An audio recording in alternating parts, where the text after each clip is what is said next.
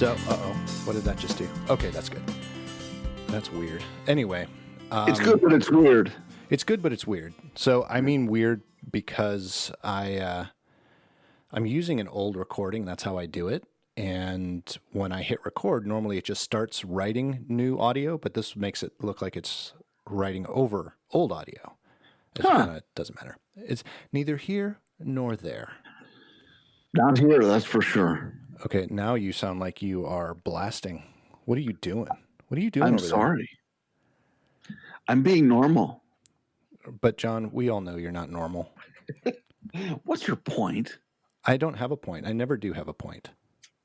That's kind of the point Wow. of this podcast. It kind of is, isn't it? It is. It's the point of not having a point when you have a point. Isn't that the point? Which makes us pointless. That's absolutely pointless. Yeah. So while we were setting up, I apologize. I had to jump out really quickly because this morning before work, I actually helped a friend go buy a car. And you did? Yeah, she bought it off of Marketplace. She was recently in a car accident and totaled her 2006 Pathfinder. So it's the old body. She was pushed into the car market. She was pushed into the car market. Yeah. But she loved that old body style Pathfinder so much, she was on a mission to find another one. And she found one. And even though I pushed her, I tried to get her pushed away from that. I said, they're 15, 16-year-old cars now. And while it's a good car, I would love to have one. I don't think, because it's her everyday driver, I didn't necessarily think that was a good idea. But she went hunting for one and found one from someone here in Nashville on Facebook Marketplace, and it was a really good deal. So I went and helped her, looked at it, and test drove it this morning just to see if it was good. And in good shape too? It was in good shape. It was in fairly good shape. I mean, it's 15 years old, and it has over 100,000 miles on it. But for that, and it came from Colorado. So it was driven, but it was in good shape for what it is. And so we got it, and I drove it. She couldn't take it all the way home because she was driving her rental car. So I drove it to my house, and then she and her husband came to pick it up. And that's who knocked on the door. Well, right when we were starting were those two who were coming to pick up the car. So, well, how cool! Yeah, it was exciting. Well, that was nice of you to help her out and them out, I should say. Well, absolutely. It's not that I know a lot about engines or anything, but I do know enough about cars and about value that I felt that I could help out a little bit. And the goal is just to make it last for a year or two. So I think that'll definitely do the job. Did you give him a Nick warranty? I gave him a Nick warranty, yeah. I filled the tank with gas too. Wow. Thank you for buying a used car. Nice. Don't think I'm going to get much of a commission on it though. You're good friends. I guess that's the commission. I guess it is. Well, that's nice. And I have to tell you, I appreciate it when people ask me for that. And I think back when I was selling cars, I used to not get angry, but I used to feel a little slighted if someone would not even seek me out before they bought a car, especially if they knew I was in the business. Right. But these days, I kind of enjoy when somebody asks me, and I'll give them my opinion on things like leasing and how to pay for vehicles and how, what to look for in something that is pre-owned. Right. Yeah, so, especially at the pre-owned. And that's always the scariest part is trying to navigate the world especially when they're older pre-owns. And trying to figure out exactly, what set that expectation too, because, you go into, so I apologize there, John, we were interrupted by a phone call. Hold on. I had to take really quickly, but everything is okay. I feel so used and abused. You should feel used and abused, but and I did cut it out just because not that it's embarrassing because I love it, but, my ring actually was recorded, my phone ring, because I'm actually recording through my phone this time, and we're doing our recording directly into our soundboard. It doesn't matter. Anyway, the ring came up, and it is actually the Magnum PI theme song from the original Magnum PI series. So you won't get in trouble probably if you just try to do that could you just do that vocally? Da da da dum ba da dum ba da dum. That's about all I can do. That's really seriously? That's it. Yeah. I mean, you probably watched more Magnum PI than I did. I don't know as I did. I'm kind of a Blue Bloods guy, but he looks Same guy. remarkably Yeah. similar. I love Tom Selleck. I think he actually reminds me a little bit of my father because that was that same general era, Oh, and cool. he was also a Vietnam vet and had the mustache and stood about a little over 6 feet tall. So yeah, Magnum always reminded me of my dad. But Did your anyway, dad have a Ferrari? I wish. I Yeah. wish. I'm gonna someday. I'm gonna own one of those old Ferraris. They are not very popular, nor are they ungodly expensive like a lot of other Ferraris. Well, no, but they're also, you better know how to work on a Ferrari. Yeah, they're notorious for breaking Oh down. my gosh, yes, especially these days. Yeah. Yeah. Anyway, so what I was talking about before the call came in was setting a person's expectation when they're buying a vehicle that of that age. Yep. Because and we used to, when we worked in the store, I'm sure you had the same thing. Whenever someone would come in, they would come in and expect a 10-year-old car to function like one that was brand new and look Right. like one that was brand new. Yep. And they just don't. So that was part of it too, was setting her expectation on this car, saying, it's not going to drive like the rental car you're driving. It's going to drive like a 15-year-old car. So when I was saying that it was in good shape, it's in great shape for what it is, for the number of miles, for the age of the vehicle, and where it was driven. So, and having 3 owners now. Oh, well, that's still not bad. No, not at all. That's actually pretty good. And so it's been maintained as well as you could tell that it was. As far as I could tell, yeah. Yeah. Again, I'm not a motorhead, so I don't know enough about engines to really dig in, but I know what it feels like to drive. I know when certain things are going out, what that would feel like. I know if there's bad brakes, I can tell those things, which are the most important. You can tell with the transmissions going out or not, but safety stuff for sure. Exactly, and that's the most important part. Again, they're not buying it to last 10 years. So I was just thinking about that this morning, oddly enough, because pre-owned vehicles, and so if you listen to Dave Ramsey at all? I don't know, but I know of him. Well, and so a wealthy guy, he's done well, and I would say probably his number one, and I'm not a huge fan, but I've listened to some of his stuff. His number one thought is you need to be out of debt, right, and do everything you can to get rid of your debt. And it's a worthy conversation to have for sure. And I think that when you listen to him, you go, he would say, you and I are idiots for making car payments. And but I'm thinking about that. So the risk you run, as you and I have discussed before, is if you buy a pre-owned one, you're always a slave to repairs that it may or may not need. That's absolutely right. Absolutely. And as much as you and I travel, the last thing we want to do is have our wives left in the lurch because they're driving a 10-year-old vehicle that we don't owe anything on, maybe, granted. However, who is putting away $500 a month instead of making a car payment, putting away that kind of money to handle any unexpected repairs? Because the transmission goes out, you better have $1,800 ready to roll. Right. And then some. That's the least it will be. Well, that's the least it will be. Right. Yeah. And that was the conversation that we had, because this is a Nissan vehicle, and it has transmission, and which is the older transmission, and it has the timing chain, and the timing chain is notorious for going out on that model of vehicle and at that age with 100,000 miles. So that was those are the two main things I wanted her to pay attention to. I said, everything else, not that you want to spend money on repairing it, but those are the two biggest costs to repair in that vehicle. And if you can make it last 2 years, fantastic. And like I said, when we drove it, she drove it and I drove it, and I didn't feel anything out of the ordinary. It felt pretty solid. I actually had a lot of pep, a lot of get up and go. So I think it'll be a good car, and she's going to go get it checked out.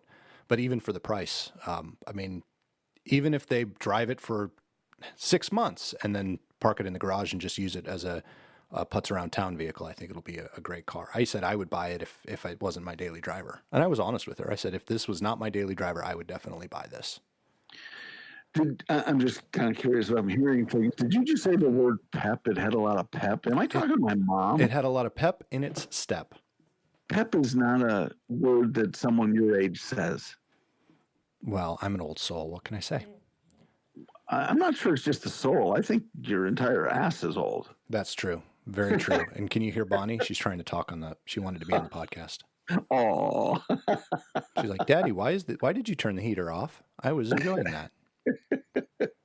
So I have a space heater under my desk in the winter or in the fall, like it is now. And it does kick up a lot of heat, and the dogs just love to sit in front of it like a fireplace. Oh, so I never get any of the heat. They get all the heat, but hey, it keeps the room nice and warm. And smelling like dog, baking dog. You need radiant dogs. Radiant dogs, yeah, exactly. Hey, okay, so can I, as always, you and I never talk about topics, but I want to talk about, if I could, a house that we were kind of looking at. Long story short, and it's not, I guess, sort of a coincidence that I bring up Dave Ramsey too, because we're just kind of reevaluating our financial situation moving forward, especially because as I get closer to retirement, and let's face it, I'm going to be there before you. It's all about having working capital and different areas building income and things like that. So anyway, long story short, we were looking at a 60-year-old ranch home to try to kind of bring it back if we could, and then eventually maybe sell ours or flip it if that made more sense financially. But we're looking at this house, and it has radiant heat and no air conditioning. Do you know anything about radiant heat? Oh, so when you're saying radiant heat, what kind? Are you talking about radiators, or is it the... It's baseboard radiant heat. Radiant, so, yes. Yeah, so I grew up in a house that had radiant heat. Oh, interesting. Okay. Yeah. So no air conditioning because there are no air ducts in the house. We did have air conditioning, but See, I came down the South, and woo-wee, I got that accent. Yes, you do. We had vents because we had a central air unit put in later in the house's life, but they were. So you ran the ductwork from the basement or from the attic? From the attic. It was built on a slab. Got it. We were one of very few people in Minnesota to not have a basement. Yeah, I was going to say, because that's kind of common practice, having a basement anywhere in the Midwest. Right. Yeah. Yeah. Anyway, so this one we looked at, they had a window unit, and we thought, okay, well, we can put in central air. But man, we're looking at all the stuff this house needed, and no kidding, just to get it kind of the way we wanted. And admittedly, it's adding a bathroom, and creating a master suite and doing several other things, but it needed a roof and it needed, some other work. It was almost seriously $100,000 worth of work. Right. We were talking about doing to this house. And man, I just can't justify it because that's with no surprises. You want to try to reduce surprises, but with $100,000, and I'm assuming there aren't any surprises, where you're just setting yourself up. Exactly. Oh, so we easily. Changed our minds. Yeah, we changed our minds. I don't think that's necessarily a bad choice, unless you walk in and just go, "I have to have it." Then, yeah, But and you look at enough of them, and that usually doesn't happen. But at least you hope not. But we're kind of tossing around having some acreage, and this house had a beautiful 1 acre lot, and I gotta say it was just right. It had mature trees and everything. But across the highway from the house is a Tractor Supply store. Nice. So it's the back of the Tractor Supply store. And to their credit, they've got nice, big pine trees up. And so it kind of hides it a little bit. And how often are you, if you have a nice deck, how often are you in the front of your house? True. But regardless of that, so I said, no matter how nice we make it, it's still going to be across the street from the Tractor Supply store. Well, and that's not necessarily a bad thing. I'm assuming they're not open all day on the weekends, and it's not like they're open at midnight or anything. So it could be the quietest neighbors you have. And it's not a Walmart, so it's not going to be crazy busy at any given time anyway. Exactly. So it's funny that you guys were looking at that. Jen and I were talking the other day, just kind of on a whim. Mm-hmm. So we've talked about it plenty of times on the podcast. We're kind of in that place. What do we do kind of for fun? We've talked about getting a camper, talked about getting my pilot's license, talked about, selling everything and moving tiny and all of that stuff. We've run the gamut, I think, on different things that we could possibly do. Well, one thing that we've talked about a lot since we were married was buying land, and we've owned up to six acres before, and that was fun. But we didn't really have enough of resources to take care of it the way we wanted to, and it was kind of a last minute thing. It wasn't something we sought out. But having had that experience, and again, not necessarily getting rid of this house because we love our house. But one thing we've talked about with my in-laws, they live in East Tennessee. They're 4.5 hours away. And they want to buy land. And we kind of want a place where we can go and camp and do all of that stuff without necessarily having to worry about finding a campground and stuff like that. So it kind of fits into everything we've talked about. So we thought, why don't we look at some land somewhere between us, and split it. And so there's land between Nashville and where they are in East Tennessee, equidistant, that we can pick up 30 acres for less than $100,000. Wow. Yeah. And so we're like, that might actually be good. It might be kind of fun. So that's something that we're actually looking into as well. We're gonna talk about it over the holiday, which, by the way, will air after the holiday. So we probably have already talked about it, but we can talk about it on the podcast. So what did you decide? So John, you'd be amazed what we decided. We decided nothing. That shouldn't come as any surprise. We should actually have two separate outcome PoddiMouths episodes. Yeah. Except I'm probably going to edit this and post it before we even go. That's awesome. Well, that's good. And it's interesting how you can find, there's a lot of property in Wisconsin, southern Wisconsin, that is not unlike Tennessee, that is for sale, and you can buy it relatively reasonably. Yeah. But Tennessee usually has a much nicer topography. And so, speaking of, there was one thing I looked at recently. I'm trying to pull it up here because I think I still have it up on my, maybe not. Up on my 19. It's filling the blanks. The website is Dime Will Tell, DIME willtell.com. Okay. The places in the U.S. these places in the U.S. are giving out free land in 2019. Really? Marquette, Kansas. Lincoln, Kansas. A lot of Kansas places. Mankato, Kansas. Osborne, Kansas. Plainville, Kansas. I think people want other people to move to Kansas. Curtis, Nebraska. Beatrice, Nebraska. Loop City, Nebraska. Wait, slow down. Lip City? No, Loop. Like soup? Oh, I thought you said Lip City. I might have. I don't know. Elwood, Nebraska. Either Marne or Marnie, Iowa. Manila, Iowa. Anderson, Alaska. New Richland, Minnesota. Claremont, Minnesota. Hold on. Let's talk about Anderson, Alaska, because I'm looking at the map of it right now, and it's just north. I mean, I'm sure it's a couple hundred miles because Denali National Park of Denali. Yeah, isn't that awesome? Is gorgeous there. Yeah, you can get free land there if you want it. In July, it's gorgeous.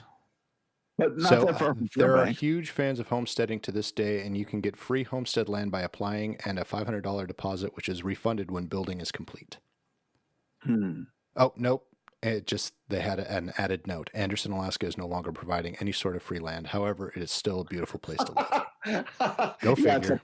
It's up to $10 an acre now. Yeah, exactly. But still $10 an acre. I'm all over that. There's some here in Michigan, Buffalo, New York, Ohio, Yukon, Canada. So, Flagler, Colorado. Yeah. Which does not have a view of the mountains. I can't imagine, because that's got to be several hundred miles on the plain. Away. Yeah. There's actually not much of Colorado has mountains. There's a good chunk. I think 50% is flatland. I would say that's probably pretty accurate. About half, yeah. Yeah, most people don't know that. Doesn't start. I-25 is really the dividing line between the plains and the mountains. Yeah. Pretty much. It is. So anyway, yeah, that was, I think I was watching something on YouTube, a good old YouTube rabbit hole, and it was, I think, related to that. And I'm like, man, that would just be so much fun to have a homestead and get free land. And then I came to my senses. But I honestly think I would love it for the first 10 days. Day 9, I would probably be hating life and want to come back to the city. I know that about myself, but that's where I think getting some inexpensive land that you're splitting with people that gets used, that you can visit, but you don't have to live there. I think that is ideal. And I know we have talked about that before. What is your ideal living situation? And I would have a old loft apartment in the middle of a city and then and farmland. I mean, if I could have both of those, I think I'd be happy as a clam. I say that, you never really know that until it happens, because I probably get that and then want something else. And really, how happy are clams? Exactly, because especially when they get eaten. You're being forced open with a knife. I mean, geez. Or thrown into a pot and boiled. Wow. Okay, now you're getting graphic on me. Thanks. Hey, and big surprise, your states without free land, including Tennessee, weird, Florida and Arizona. Yeah. No free land. Yep. God, that's a shock. Not really. Why give it away free when we can charge people for it and they'll still pay? Yeah, which they sort of do. It's kind of like people moving to Kansas. How many people are actually moving to Kansas? Very few. Maybe some people from Oklahoma. Maybe. Not or Nebraska. There's nothing wrong with those two states. Most of the people in Kansas are moving to Nebraska. You think so? No. One step at a time. Yeah. Yeah, buddy Chris lives in Omaha, right? Yeah. Okay. And so that's not bad. Yeah. We'll have to have him on and let him tell you how he feels about Nebraska. Oh, really? Well, years ago, we were moving actually, and drove from Chicago to Denver. Mm-hmm. And opening up an office for the company I used to be with in Denver. And so it was pretty much, as I recall, the I-80 drive to the west, and it was through Omaha. My experience with that was Omaha. Oh, a little windy. Yeah. Oh my gosh, this is why nobody listens to our podcast.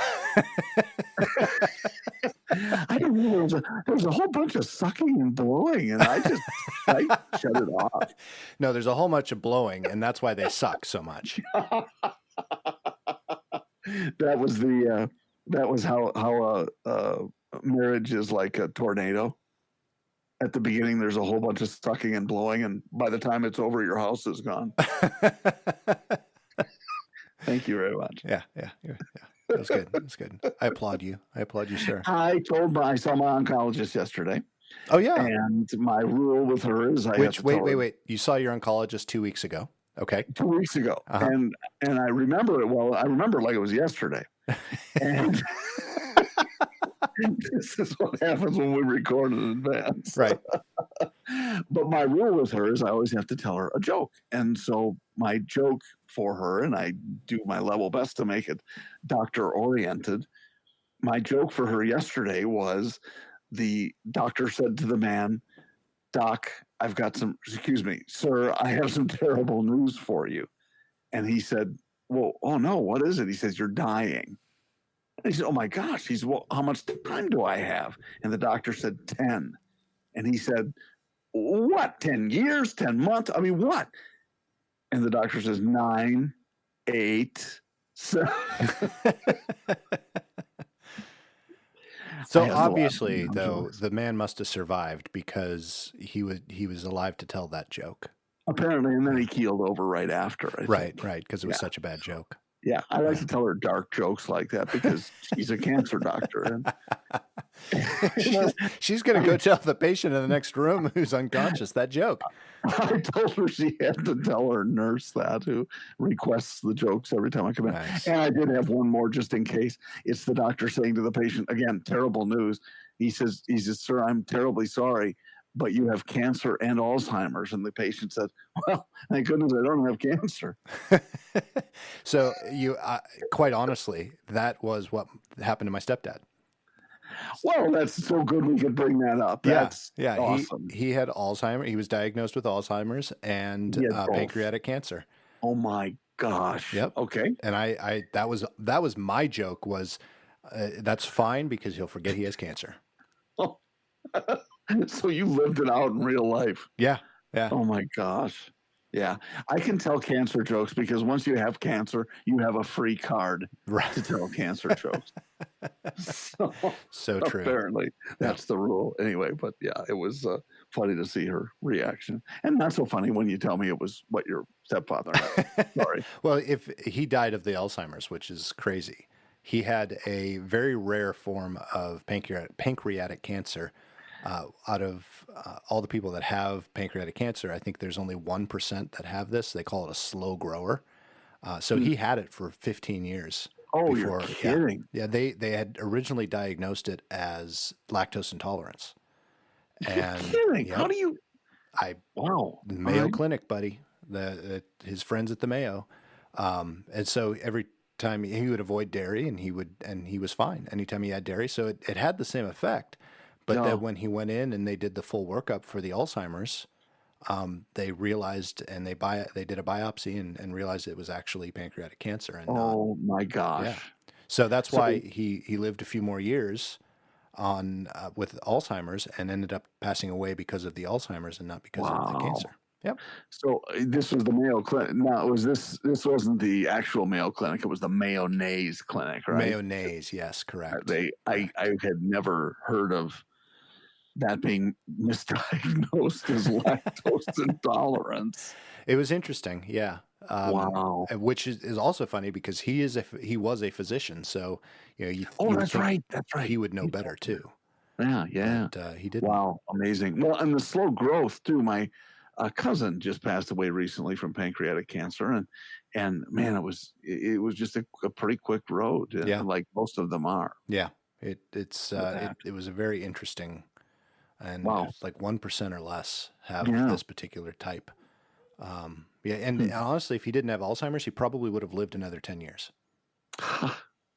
And so were they giving him maintenance? Yeah, and that was part of it. They did have to start giving him, they put stents in to his pancreas. And they would have to do that every, I think, 3 or 4 months. So the function was starting to decline as well. Sure. It was that wasn't what was killing him. Well, this is quite a path that we've taken. Thank you. Yeah, we went very dark. I apologize. Let's brighten it up. Let's talk about pooping in the woods. About doing what in the woods? Pooping. Oh, didn't we already tell that joke? I don't know. Is there a joke related? Yeah, I told you last time about the bear. Oh yeah, I remember that. So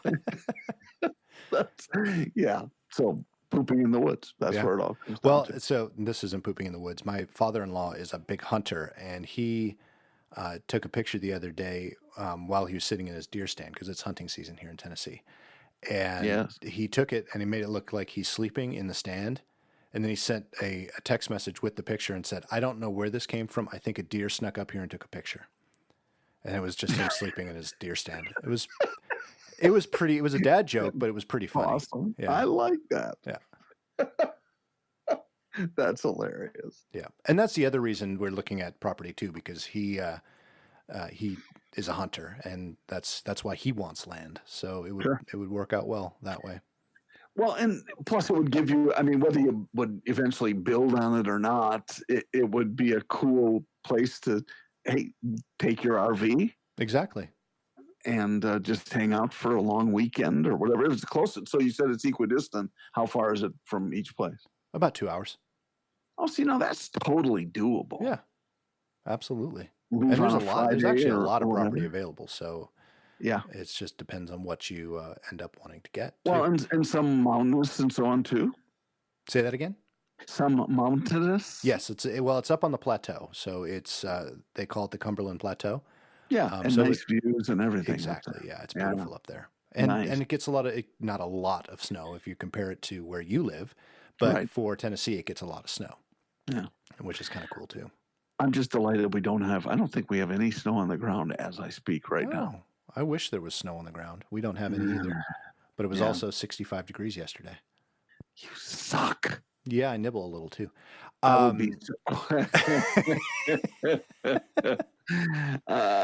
know Jen is in the background doing the slow nod, looking up with. Oh no, there's no slow nod on that one. There would be a major eye roll. I knew the eye roll was there. Yeah, it's always there. Anytime I open my mouth, there's an eye roll coming. Oh, cut it out. I don't believe that. I'm sure she waits on your every word. To roll her eyes. And she's starting to listen too. She made it partway through the Jeep episode and said I couldn't listen anymore. I couldn't understand half of what you guys were talking about. Did she fall asleep? She did. Eventually? Yeah. It's a great way for people to fall asleep. This podcast, that's how we should market it. You need to fall asleep fast. You need to fall asleep fast. Listen to the PoddiMouths podcast. Yes. If you had a flask and needed to fall asleep fast. Exactly. Yeah. And now there's a downside to it though. We would have to make sure we advertise it that way because I know our friend Bill is probably on a treadmill and I don't want him to fall and hit his head when he falls asleep. Good point. Yeah. Bill, we're going to have to find another podcast for you to listen to so you don't fall asleep. Something exciting, something that really gets your heart a-thumping, Bill. Oh boy. Wow. We are nuts. Okay. Yeah. That's what makes us so entertaining. To ourselves. Exactly where I was going with that. How did I know that? So, so Facebook. Let's talk Facebook for a minute. Okay. Because this is not on my list. Well, we sort of do because it's about your sweet daughter. Okay. And so Jen has posted, and your wife and I are really close friends on Facebook. She told me. I don't know if you knew that. Yeah. I'm sure she said John is the most boring person ever on Facebook. But she's been posting some pictures. They have that photo challenge thing, the gratefulness thing that some people are doing, and Jen's one of them. And she's posted several photos of Peyton, and mostly in her ballet mode. The particular postings that she's doing are related to parents of performing arts children. Oh, cool. Awesome. So that's why it's of Peyton doing performing arts things. So it's a 5 or 6 day challenge or something like that. It's just so cute though, because last time you and I spoke, you were talking about how she's, I don't really care for ballet, and how she's always constantly doing ballet moves around the house and poses. Strangely enough, now she's made friends at rehearsal for the Nutcracker. Yeah. And strangely enough, now she wants to go every single rehearsal. Does she? It's amazing how that happens. Well, I know you wanted to skip out of work for a long time until we met. Right. Exactly. I thought, honestly, I've missed a lot more work since I've been friends with you. Well, you're welcome. Kidding. Some of it is self-inflicted injury too, though, let's be honest. True. Anyway, she's such a cutie. I can see the joy in her face of doing some of those poses and so on. But she's cutie. I think we'll keep her around for a little while. Well, that's fine. I wish she felt the same way about you. Yeah, me too. Well, we were talking about that. So last week, this would be like 3 weeks ago when this airs, but last weekend, I think you saw that we did camping. Did we talk about that in one of the episodes where we camped in the backyard? Yes. You posted it. I think you mentioned it in passing, but you had posted it on was it on Facebook or Instagram? Both. Yeah, I post everything on Instagram. It goes right to Facebook. Yeah. Anyway, that was a complete failure. So we didn't even make it through the night because of how we pitched the tent on the flattest part of our backyard, which is still on a hill. And then I got some cots I bought 3 cots thinking that it would be really comfortable to put in the tent, and realized the tent isn't big enough for 3 cots. Even though it's a 4-person tent. Yes, lie. 4 tiny people. Exactly. Yeah. And then so we're laying, and then so it was just Peyton and I. My wife got a free pass. She got to sleep in her own bed. But Peyton and I were sleeping out, and because we were at such an angle, we kept sliding down the bunks. So we would find ourselves in a like a ball at the end of the cot, and we'd have to try to move ourselves back up, which is not easy when you're in a sleeping bag. Well, wait a second. How big is the slope in your yard? It's pretty big. It's a pretty big slope. But I couldn't tell by the picture that you posted, though. No, it looked pretty flat there, didn't it? Yeah, that is the flattest part of our yard. But anyway, so all of that whole thing was pure comedy. and the dogs wouldn't stop barking the whole night. Every time a leaf hit the tent or something, they would bark. Oh, you had the dogs in with you? Yeah, we had the dogs in with us, but the next day, so we had I took the fire pit from our normal fire pit area and put it up in the yard, because this is back in the back part of our yard. Mm-hmm. And so we used that as our fire pit, and we burned some of the flora and fauna that had fallen in the yard. Really good fires. And so the next morning I went out, it was probably 9 or 10 in the morning, to start cleaning everything up, and the fire was still smoldering. And I sent a text to Jen, and I said, "Hey, the fire is still smoldering. That's pretty cool." She's like, "Start that bad boy back up. We'll have all the rest of the hot dogs and stuff for lunch." Awesome. I'm like, all right. So I didn't even have to restart it. I just put a whole bunch of dry sticks in there, and it just started right back up. Wow. So we did some work around the house. We cleaned up all the tent area, and then we were just sitting in front of the fire, like, I don't want to do anything else. Called the neighbors over, said, "Come on over." And we sat and had a couple glasses of wine in front of the fire. And all of this to lead up to say, I came to a conclusion while we were sitting out there. It's not as much, we always talk about how we get older and we see our kids grow and then they leave the house, and how upsetting that is. I am actually okay with that part of it. I wouldn't mind. I'm kind of excited to see how Peyton turns out when she gets a little bit older, and I think that it'll be a lot of fun. The problem I have with her getting older has less to do with her and more to do with the fact that as she gets a year older, so do I. Yeah. And that's the part I don't like. Well, I don't think you need to be concerned about that. That's I didn't say concerned. I said I didn't like it. It's a bunch of bullshit. Well, stop your whining. What you will find one day, because I'm already there and have been for several years, not only when she leaves potentially for school or whatever she decides to do, maybe plumbing, maybe a plumber. As long as she can be an artistic plumber, she'd probably be all over that. And there would be a big calling for that, is my prediction. Yeah. Artistic aren't plumbing. They already making pictures of elephants or pictures of things with elephant dung somewhere? Yes. She could make elephant, use downspouts or something, and make elephant art. There you go. Well, I have no idea what I'm talking about, but when she gets to that point and she's moving out of the house for whatever reason, you'll be amazed, because you don't even think of yourself as having aged. You're just, wow, this has been suddenly it's so empty. Right. But after that, it's not bad, especially when and I'm speaking from my experience, after my son got married and has a grandbaby, and well, I guess it was just a baby for him. For me, it was a grandbaby. Right. And nope, it's not a grandbaby for him. So it changes, though, what your perspective is. And you're right. You're absolutely correct that it's just a nice feeling to know that they're good and everything is cool. And you just kind of move on to the next layer, if you will, of where you are. So it has nothing to do with your age, as you will find. Right. Mister. I hope so. But let's get dark on this. We're gonna go back dark. We haven't done that at all. We were talking about pancreatic cancer 5 minutes ago. Yeah, and it's kind of along the same. Not really. Oh, good. I have a question for you. You have siblings, right? I have who? Siblings, yeah. But your son is an only child, right? Yes. All right. So we've talked about it on here before. I am technically an only child. I do have stepbrothers and a stepsister, but they are much older than I am, so I never grew up with them. So even though they were technically in my life, I still grew up as an only child, right? Sure. So I'm an only child, my wife is an only child, and my daughter is now an only child. Mm-hmm. And I don't think that's going to change.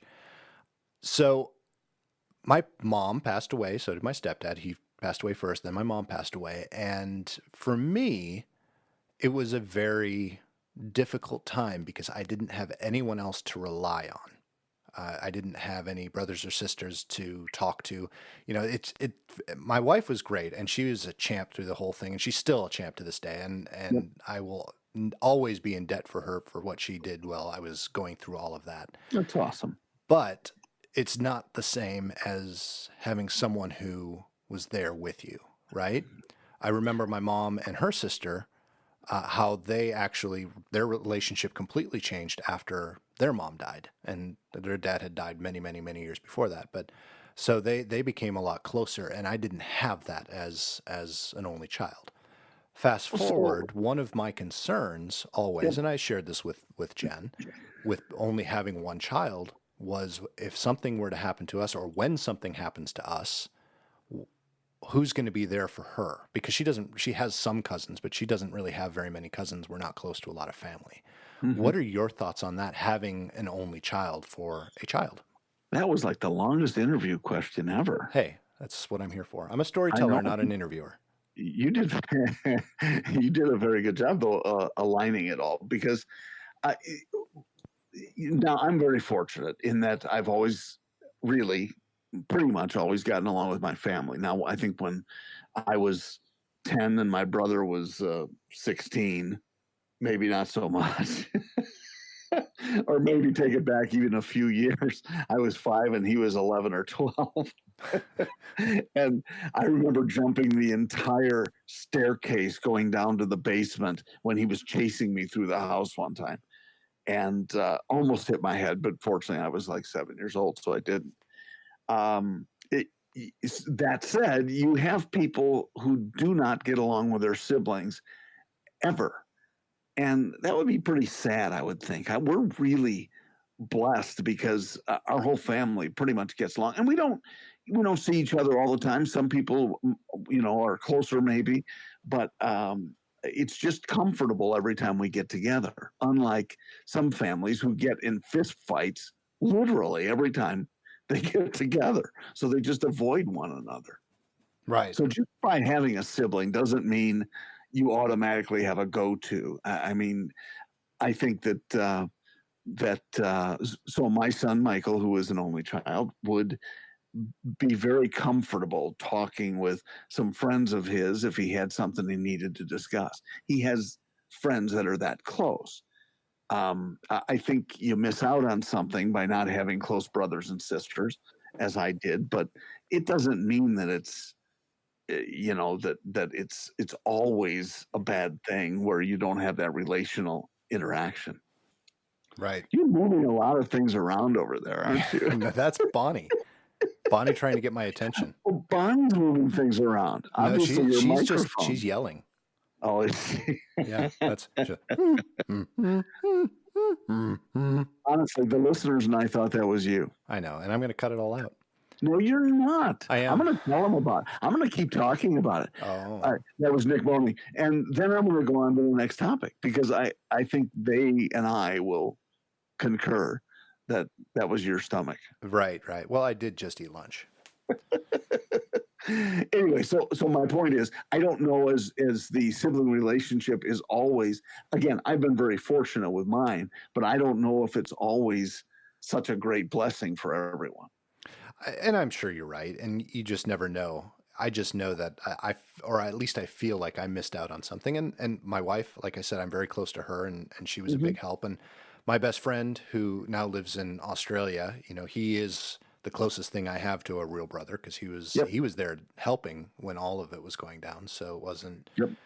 But it's still, I don't know. I just felt like I missed out on something, and it's not necessarily for me. I'm not saying that anything is going to help me. Obviously, it's too late to help me, but I just worry about it for Peyton, because I do have close friends and I do have close family that she might not have, because we're not close to either of our families like I was when I grew up. So that's about geographically. Geographically, yes, geographically.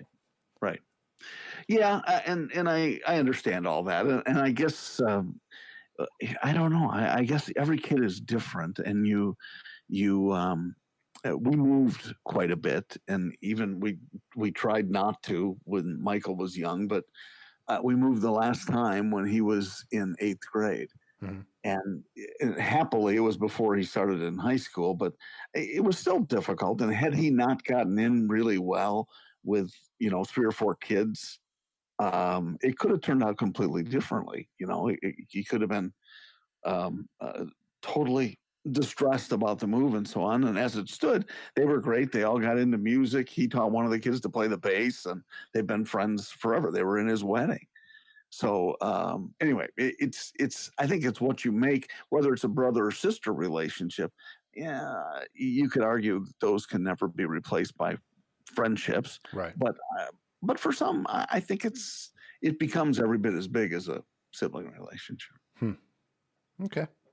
Maybe. Interesting. Well, don't worry. That's what I'm trying to tell you. I'm a worrywart anyways. That's all I do is worry. Oh, we all know that. Yeah, you should. I am the calmest worrywart you'll ever meet.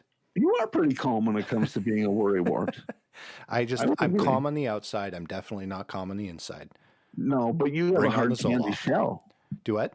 You have a hard candy shell. Right. Is it more like an M&M hard candy shell or more like a Skittles hard candy shell? Like an M&M. M&M. Yeah. Can I pick a peanut M&M? I really like peanut M&Ms. You're nuts on the inside. Exactly. Of course you can. Exactly.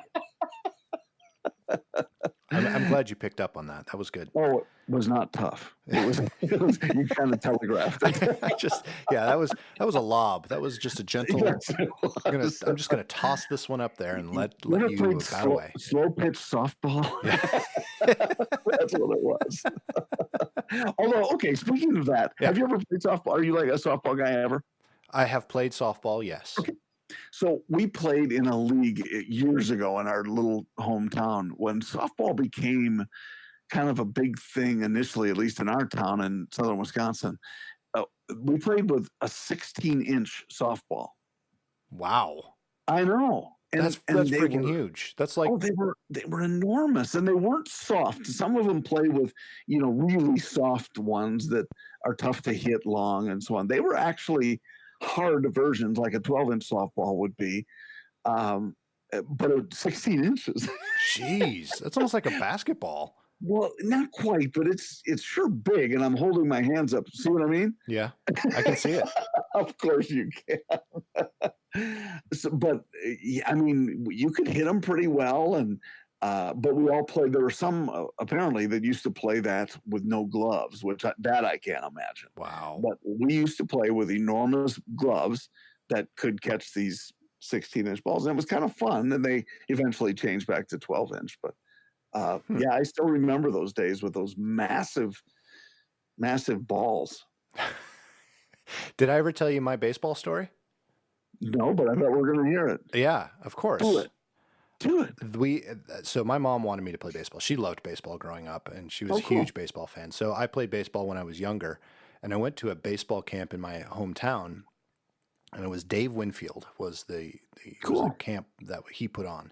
Yep. And he was handling batting practice, and I was up to bat, and he was trying to teach me, and my parents were standing right behind me on the other side of the fence. And after a few swings, he walked back to my parents, looked at him, and said, "This kid has a really nice golf swing." That's awesome. Dave Winfield said that to your folks. That's awesome. Yep. So that was my baseball story. Oh, that's great. How old were you? Oh, man, I would probably get that wrong. I would say I was probably 10 or 11, but I probably 8 or 9. I don't know. Really what a great story, though. That's beautiful. And I played for a couple more. I played up until I think I was in 6th grade. I think that was the last year I played, and I was a catcher. So how did your folks react to that? They laughed. They laughed. Like, no, I know. I wish he would take it seriously. Probably. Oh my gosh, that's beautiful. But you played catcher, so I was a catcher in Little League when I was young too, and it led to the best and worst Christmas gift present I ever got. So my birthday is close to Christmas. Okay, and so it was not uncommon when I was growing up for my brother and sister to give me presents that were denoted as both birthday and Christmas, with the thinking that it was a bigger gift, than I would have gotten for either. Right. And so one year I got a catcher's mitt from my brother and sister for birthday and Christmas. That's 4 presents. Wow. In one big catcher's mitt. Well, you say that. I have my real dad's catcher's mitt from when he was a kid. and I played with it, and it is my prize possession. I You love still that have thing. Yep, I still have it. That's awesome. Yeah. Out of all my sporting equipment, it's the one that's still in the best shape. That well, that's because you couldn't catch anything. Couldn't. I don't know if that says anything about my catching ability, or if we're talking about the pitcher's ability to get the ball into the glove, or it was just a really high quality mitt. Well, they don't make them like they used to. But you ought to see my shin guards; they were beat to heck. You were supposed to wear shin guards? What? Yeah, what? I wore them as a cup. Yeah, you're gonna thank me for that. Oh my gosh! Well, that is awesomeness. That's cool that you still have it though. That's great because I have no idea what the heck happened to my 4 present catcher's mitts. But you still remember it. I'm a little bitter still. No. I've told that story so many times, and I don't think it's ever gotten back to them. So I need to get my brother to start listening to the podcast. Well, yeah, we need as many people as we possibly can, because pretty soon you'll probably see it if you go to our website. A lot of people have been to our website and have probably seen it. We are actually going to start advertising. We are. We're not going to talk about it yet. Nope. But if you want to know who we're going to be advertising, go to our website. You won't be seeing it on the homepage yet. I don't know if haven't decided if I'm going to put it on the homepage or if I'm just going to leave it on the blog page or the episode page. Yeah. But we're going to start doing it. If you want to head up to our website, it's PoddiMouths.com, and go to one of those pages within. We don't have a lot of pages up, so it won't be hard to find, and see who's going to help us out as we move forward, as we are affiliate marketers. That's what I think the official title is. It is. For some of these places, and I'm excited about it. Well, and I think what's good, and I know you did all the legwork behind it, and our listeners should too, because we're actually going to, for those who were able to, they're reputable companies, and we're actually going to start patronizing them before we ask you to. Absolutely. Yes, we are. I'm kind of psyched about that part of it too. So we can say, I'm telling you, this is how good it is. Or if it's crap, we'll tell you. But we probably won't. We still want their money. Quietly. But well, it's like going to the restaurant, right? When you ask the waitress what would you recommend? And if she doesn't or he doesn't recommend something, do you say, so this filet is terrible? Well, no, it's just not my favorite. Right. It'll be like that. Exactly. So I'm excited about that. But you know what I would really like for people to do when they head up to the website is hit us up on social media, because you can get there from the website. That's the easiest way. Easiest way. It really is. You only have to remember one URL, and that'll take you everywhere you need to go. Hit us up on social media and let us know what we're doing, how we're doing. What we're doing is most important, because we have no idea. And give us some feedback. I would love to engage with some people who have siblings and or are an only child, that with children of siblings, and what your thoughts are on all of that too. Because I value what John says, but he's not. Camping in your yard. Oh, camping in the yard. That would be fun too. I'd love to learn about that. Or people have stories. Yeah, a lot of stories, and I have more to share. I haven't told you all of the things that happened that night either. That's just because that's pure comedy gold right there. Oh my gosh! Well, you guys ending up as a ball at the bottom of the cot actually has not so much Peyton, but envisioning you. Right. Doing a cannonball at the end of the cot. Well, and one thing that happened too, because the dogs were laying on Peyton's cot because she's smaller and they can fit. They kept sliding off the end. So every once in a while I'd hear thud, one of the dogs sliding off the end of the cot. I'm laughing at a poor defenseless animal. That's terrible. Yeah.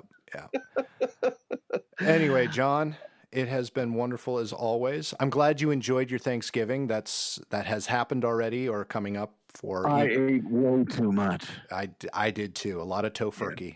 Oh, I was going to mention that. So really quick, because we have like 2 more minutes left. Yeah. So we have talked about doing the vegan thing and the vegetarian thing, and one of the things that have always stopped me, or 2 things that have always stopped me from being a vegetarian, because vegan I think is too far for me. Are eggs. which that doesn't stop you from being a vegetarian, but that does stop you from being a vegan. Eggs and cheese. Yep. And then the other thing is I just love Italian sausage. It's one of my favorite things in this world, and it's something I always crave. So now with all of this Beyond Meat stuff happening out in the world, Burger King getting their Beyond Meat Whopper and blah, blah, blah. So everyone's doing that, right? They have come out with a hot Italian sausage that I quite honestly cannot tell the difference. You tasted it? I have been buying it in the truckloads, not quite that much, 1 or 2 cartons here and there, but I've been just chowing down on it. It is so good. I'm sure I had one bite of it without anything else, and there might be a texture difference, but it's very, very close to the texture of regular Italian sausage. But then when you mix it into food, it's even better.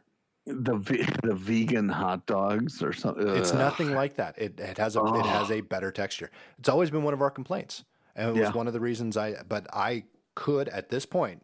I'm not saying I've found everything that this can do, but at this point, I could technically go back to vegetarian. I'm not going to, people, but I could technically go back to being a vegetarian if I could just buy this meat. I'm sure they're going to say something's wrong with it because it is that good. Yes, just wait. It's like vaping. Good luck with that now. Exactly, right? Yeah. It's healthier for you. No, it's not. Yeah, damn it. Smoke. I vape. Oh, you just lost 3 lungs. Wait, I only had 2. Yeah, exactly. All right, John. You have a fantastic weekend, and we will talk soon. Sounds good. See you. All right. Bye-bye. Bye.